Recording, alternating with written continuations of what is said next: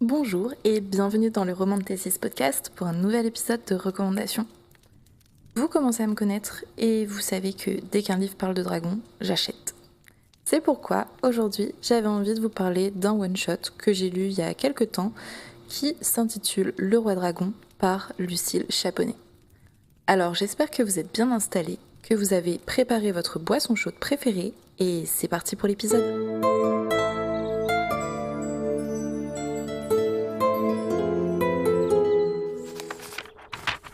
Ce mois-ci, on fait les choses un peu différemment. Notre épisode long sortira mi-mai avec Emma et il sera sur le tome 1 du Sang et la Cendre, comme vous avez pu le voir sur Instagram. J'espère que vous avez autant hâte que moi. En attendant, je pouvais pas vous laisser comme ça. Donc j'ai sorti ma liste de livres 4 et 5 étoiles pour vous faire une petite recommandation. Remontons quelques mois plus tôt, toujours dans ma quête de trouver les pépites perdues dans la boutique Kindle.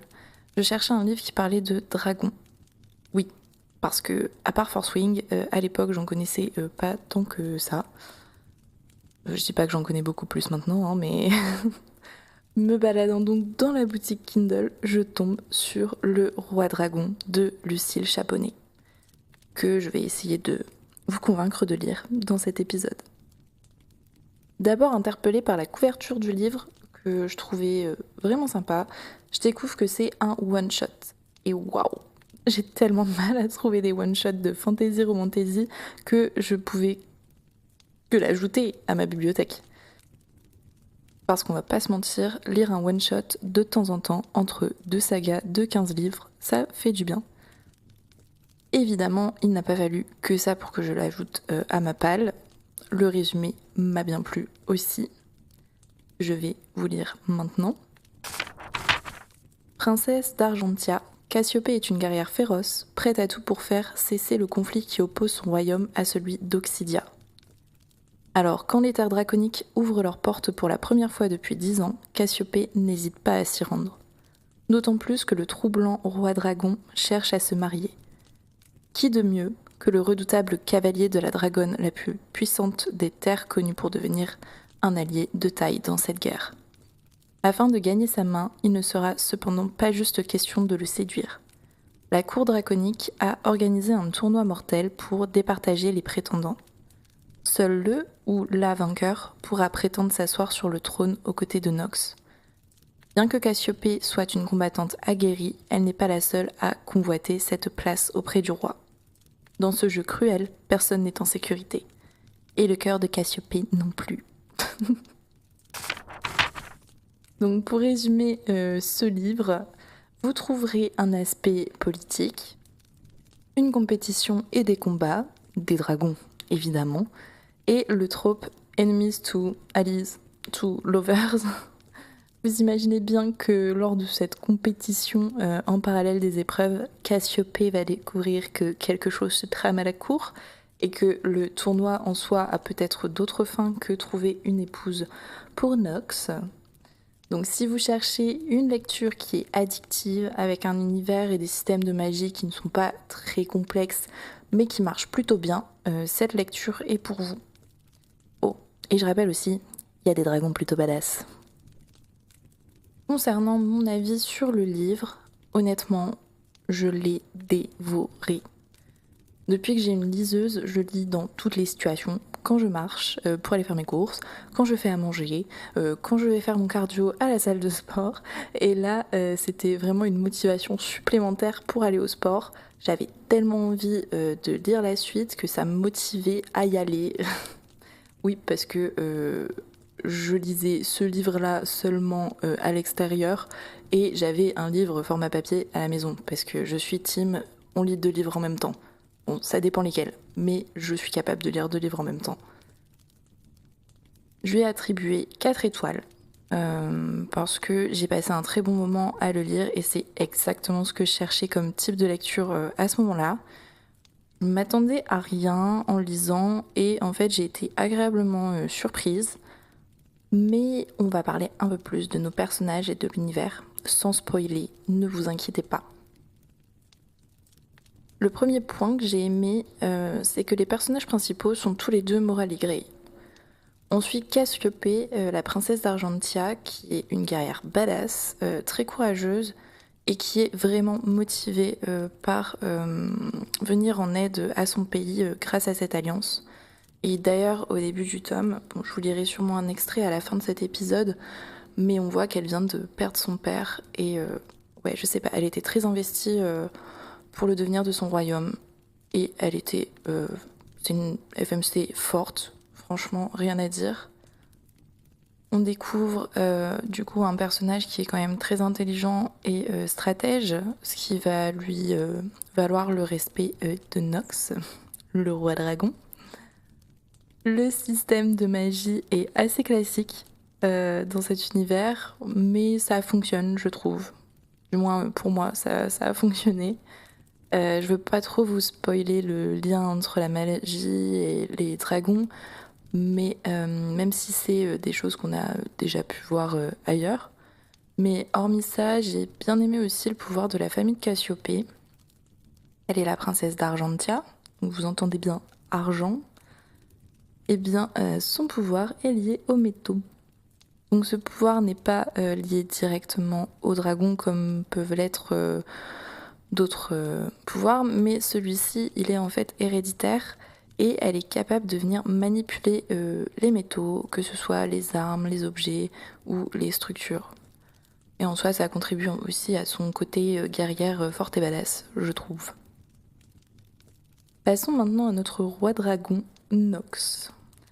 J'ai bien aimé ce personnage qui est au début distant et on a un peu du mal à le comprendre au départ. Et je pense que même lui, en réalité, il fait un peu face à un combat intérieur qui est lié à son pouvoir, ce qui fait de lui un personnage quand même intéressant. On aura quelques-uns de ses points de vue à la fin du livre, et ça, on adore. C'est un roi qui est craint en réalité par le reste du monde, et pour cause, son pouvoir il est lié à la magie draconique, mais pas de la même façon que les autres.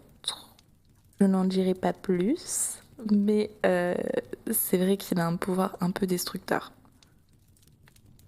Est-ce que j'aurais aimé que Nox soit un vrai méchant?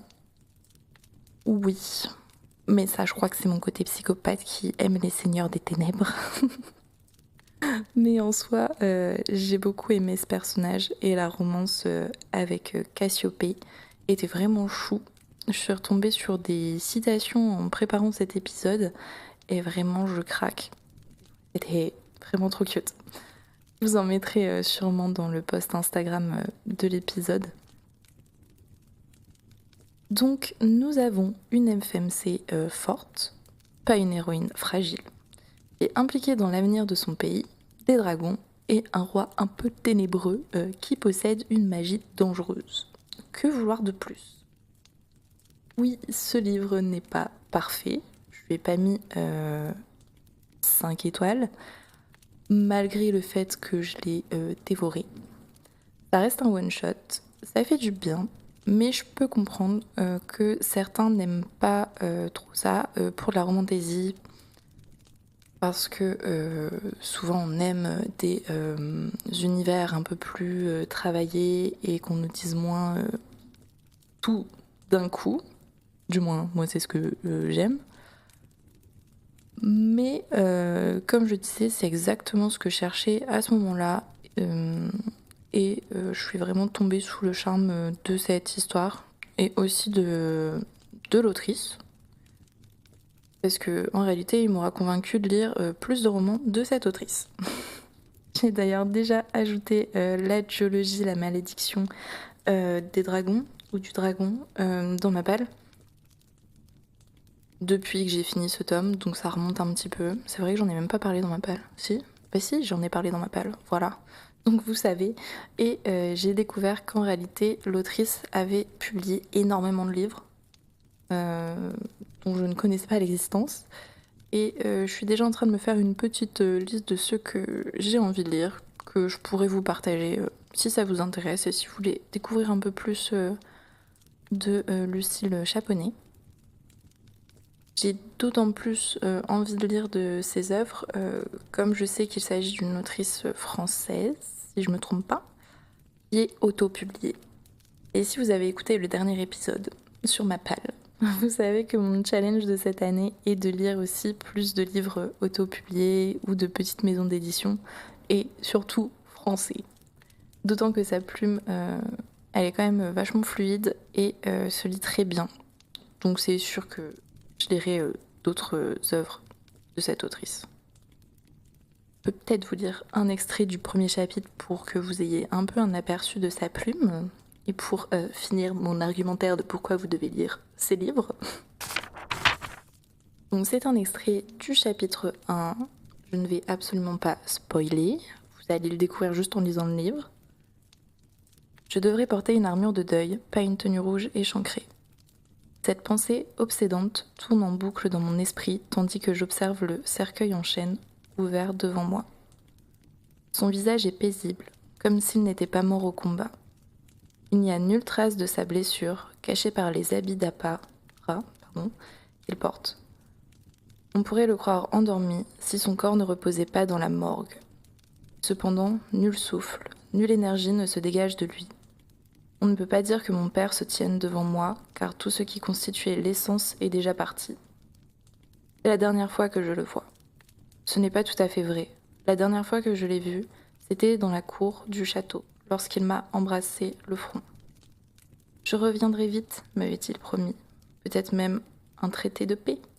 Tu verras mon cœur, ça va s'arranger. Pour le premier point, il avait raison. Il est revenu vite. Son cadavre et ceux de sa garde personnelle entière nous ont été renvoyés par le roi Raïld Methoxide, avec le traité de paix réduit en lambeaux. Je le tuerai, je vengerai mon père en répandant son sang. Ma haine se fait vite étouffer par ma tristesse quand mon regard dérive à nouveau sur le cercueil. Il va me manquer, ne puis-je m'empêcher de lui murmurer, bien qu'il ne m'entende plus. Ma gorge se serre. Ma voix se brise avant que je puisse ajouter tout ce que j'ai sur le cœur. Je ne serai pas là pour porter son cercueil jusqu'au temple de Gaurt, dieu d'Argentia, du métal et des forgerons. Pas là pour le rituel de la métallisation. Pas là pour les derniers hommages et derniers adieux. Je ne serai pas là, parce que le devoir m'appelle ailleurs. Le bruit d'une porte qui s'ouvre retentit tel un coup de tonnerre. Je saisis la main froide de mon père une ultime fois. J'ai mal, si mal. Alors oui, ça commence pas sur un truc très joyeux, hein, mais au moins vous allez comprendre pourquoi Cassiopée va être motivée pour trouver des alliés en fait pour gagner cette guerre dans laquelle son père a succombé et qui se bat pour la paix. Je ne veux pas vous en dire plus parce que je pense que c'est déjà pas mal sur l'univers, les personnages. Parce que bon, il faut aussi que, comme d'habitude, j'arrête pas de vous le dire, vous fassiez votre propre avis en lisant les œuvres que je recommande. N'hésitez pas à me dire si vous connaissez l'autrice Lucille Chaponnet, parce que je pense qu'elle est quand même un petit peu connue sur Instagram. Et si vous avez lu d'autres de ses œuvres, qu'est-ce que vous en avez pensé ? Parce que pour le coup, moi, là, pour l'instant, c'est la seule que j'ai lue d'elle. Comme d'habitude, si vous avez aimé cet épisode, n'hésitez pas à me le faire savoir par message ou sur Instagram ou les réseaux sociaux. Si ça vous a plu, vous pouvez toujours noter le podcast, aussi vous abonner ou le partager.